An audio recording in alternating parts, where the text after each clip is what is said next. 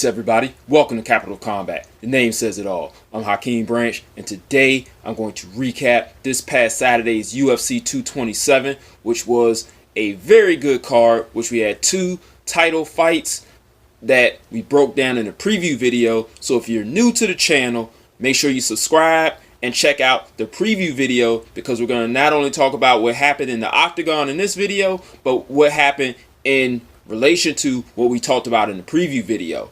So let's get right into it. In the preview video, we broke down both the title fights. We didn't mess with anything else in the undercard.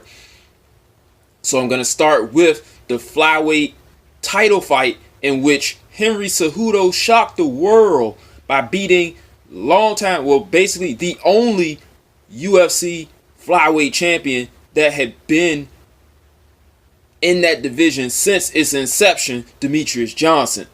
He had the longest title reign. He had the most defenses. Actually, Anderson Silva had him by about almost a year.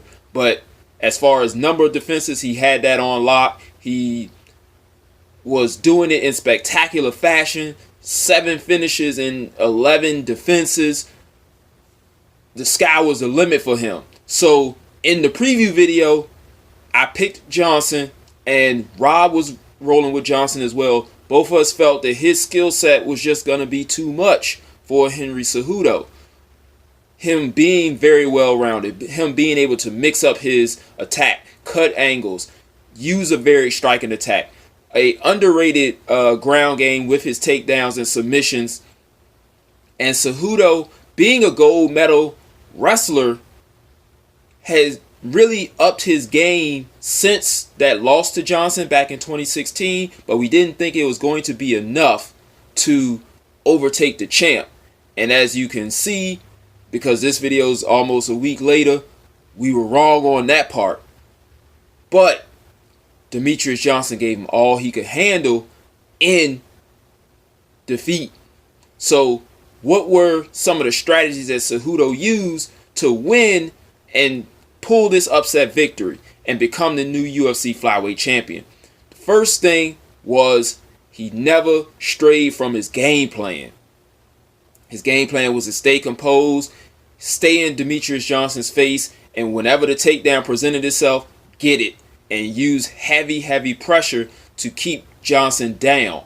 Now in the first round, we didn't get any of that. We got just the composure part, because not only was he getting pretty much picked apart on the feet, we saw that he had pretty much a foot malfunction where his lower leg just gave out on him, and it took about 3 minutes for it to get back to a point where he could really put some good weight on it. And while he was doing so, Demetrius Johnson steady attacking his legs, steady giving him shots upstairs, combinations, and it looked like Johnson was really going for a knockout the way he was darting in with those power shots. But Cejudo also looked a lot bigger than him. He looked like a featherweight in the ring versus a flyweight. Johnson may have put on maybe 5 pounds tops. Cejudo might have put on 15 to 20. And that helped him a lot in this one, because he was able to weather those shots. And also, like we said, use that game plan to use the wrestling and takedowns to use that pressure on Johnson. So it was a clear first round for Johnson for me. Rob was sending me updates via text because I was at work while the fight was going on. So he was, sending me, hey, DJ's taking the first round.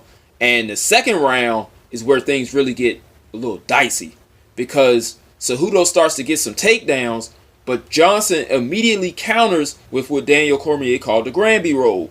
It's something where in wrestling, when you get taken down, you immediately roll, try to get out of it, and you get back to your feet.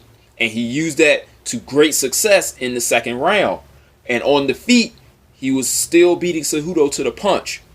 But Cejudo was actually landing hard, solid shots on Johnson that may have caught the judge's eyes. We have to look at the scorecards to see. I might post a little picture of it. Rob's going to teach me how to do that so I can, make my videos cool like his. Anyway, he's landing those hard, crisp counter shots in between Johnson's volleys, which are sharp, crisp, and quick. But they're not landing with the showmanship and the heavy thud that Cejudo's punches are landing. So you get that combined with the takedowns, and you may have a second round for Cejudo. Whereas I scored it for Johnson because I liked his total body of work throughout that 5 minutes, where he's constantly striking, giving leg kicks, throwing angles, defended a takedown. Even though he did get taken down, he was able to get it back up quickly and get back to the nice crisp shots that he was landing. So in the third round, Cejudo sticking to the game plan, closing the distance on Johnson. Whenever he got in and stayed in a little too long, Cejudo shot for a takedown. And I think he got 2 or 3 in this round and was able to keep DJ down for a couple of them. And then in the final one, keep him down for a good 2 minutes and lay a few ground and pound shots, even though Demetrius Johnson was throwing some shots from the bottom as well. I don't think judges really score those shots when you're on the bottom unless you're really hurting somebody. You either secure a submission or you cut somebody. I don't think they really score those ground shots when you're on your back. Those of you who are more adept at MMA scoring, hit me up in the comment section. Let me know what you think about it. How do you think they were scoring these rounds?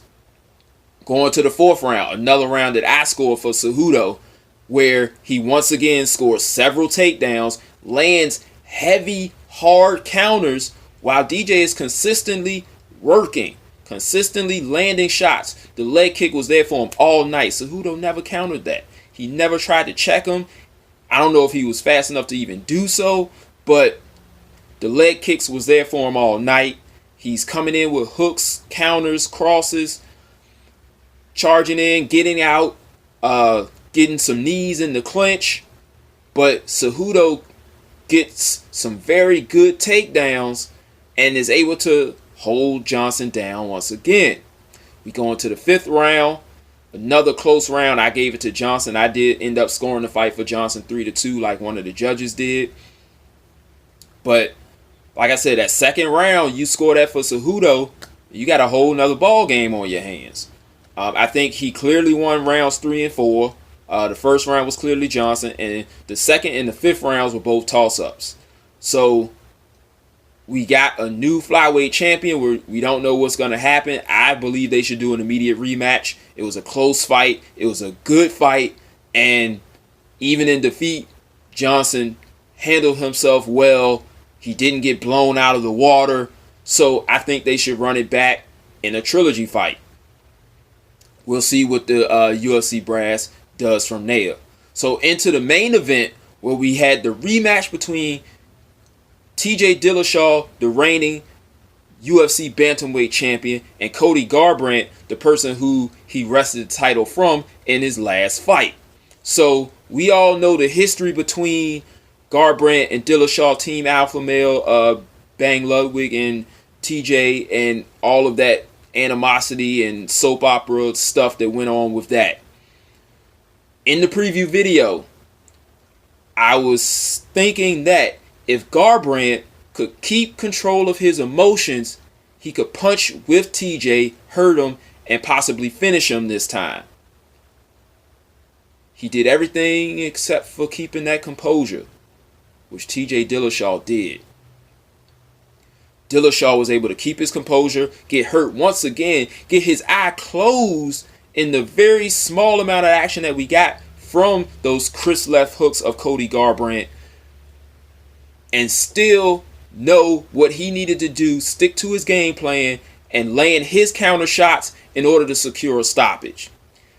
Now, one of the things that I did not take into account, because like I said, I picked Garbrandt to win by stoppage, was also TJ's ability to learn and continue to learn and implement those game plans with his learning.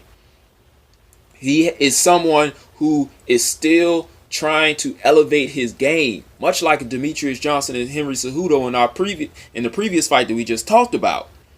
We got a guy who is still going out there seeking out the best people to learn his craft and to better himself as a martial artist. That is the epitome of mixed martial arts and what it's all about. So you got to tip your hat off to TJ Dillashaw. He goes out and he finds one of the best boxers on the planet, Vasily Lomachenko, and spars with him on a consistent basis, works out with him to figure out how to work the boxing range better, because Cody Garbrandt had an extensive boxing background. And he was able to use that and use those pointers he got from Lomachenko to find the holes in Garbrandt's game and fill those with punches in order to stop Garbrandt. And shockingly enough, the fight almost went exactly like the first one, whereas Garbrandt catches him early, gets emotional, gets a little too wide. TJ is able to weather the storm, see the holes, strike immediately, hurt him, and finish him. This time it only took 1 round, whereas in the first fight it took 2. So hats off to TJ Dillashaw. Also shout out to Cody, because Cody upped his game as well. Came with a different attack than he did the first time. A lot more kicks. That kind of threw TJ off a bit. So when they did exchange, Cody was able to get those tight hooks in there. And like I said, he hurt Dillashaw early, and he was beating him to the punch originally until those emotions got into the picture. And like many of people have said, emotions have no place in combat. You get emotional in that ring, you get emotional in that octagon, you get emotional on the streets, and 9 times out of 10 it's a wrap for you. TJ Dillashaw was able to remain calm under fire. He knew once Cody got emotional, he was going to open up. Those holes that he saw in his game originally were not fixed. Him dropping his left hand when he throws his right hand, and him getting very wide and hunting for that knockout. You could see it in Cody Garbrandt's face that he wanted it bad. He was going for it. And he wanted to get not only revenge for Team Alpha Male and himself, he wanted to get back for being knocked out in the first fight, and he just wanted it. Wanted it bad. And TJ Dillashaw was like, there it is. Boom. Boom. There's the final exchange. He hit him with 3 straight right hands while Garbrandt was going for the same thing and hurts him and finishes him. So like I said, hats off to Garbrandt. Hats off to Dillashaw. We don't know what's next. We got Marlon Moraes. We got Dominic Cruz. We got a few other guys out there who are, I think, Rafael Assunção, who are knocking on the door for a title shot. So TJ Dillashaw's got his hands full. Henry Cejudo called him out in the previous fight. We don't know what they're going to do, but we'll be there, we'll watch it, and we'll enjoy it. So thanks for watching, guys. Make sure you like this video. Like I said, leave your thoughts on the fights below.